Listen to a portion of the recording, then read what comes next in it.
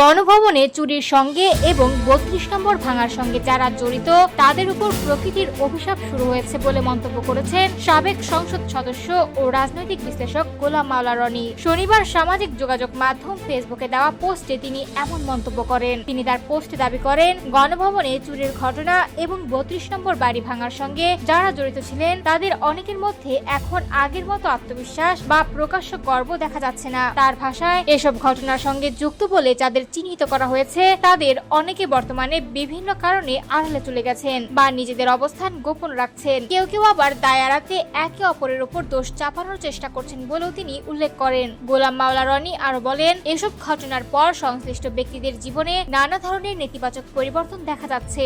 ব্যক্তিগত জীবন, মানসিক স্থিতি এবং আর্থিক অবস্থায় অস্থিরতা তৈরি হয়েছে বলে তার দাবি। তার ভাষ্যে, অনেকেই গুরুতর সংকটের মধ্য দিয়ে যাচ্ছেন, কেউ কেউ আবার জীবন মৃত্যুর সন্ধিক্ষণেও আছেন বলে তিনি মন্তব্য করেন। এছাড়া রাজনৈতিক ইতিহাসের প্রসঙ্গ টেনে তিনি বলেন, অতীতেও বিভিন্ন রাজনৈতিক হত্যাকাণ্ড বা বড় ঘটনার সঙ্গে যুক্ত ব্যক্তিদের জীবনে নানা ধরনের পরিণতি দেখা গেছে, এমন একটি ধারণা তিনি তার বক্তব্যে তুলে ধরেন। তবে তার এসব মন্তব্য সম্পূর্ণই ব্যক্তিগত মতামত ও ব্যাখ্যা হিসেবে সামাজিক মাধ্যমে প্রকাশিত হয়েছে। এই ধরনের বক্তব্য নিয়ে ভিন্ন মত রয়েছে এবং এটি কোনো আনুষ্ঠানিক বা প্রমাণ ভিত্তিক তথ্য নয়।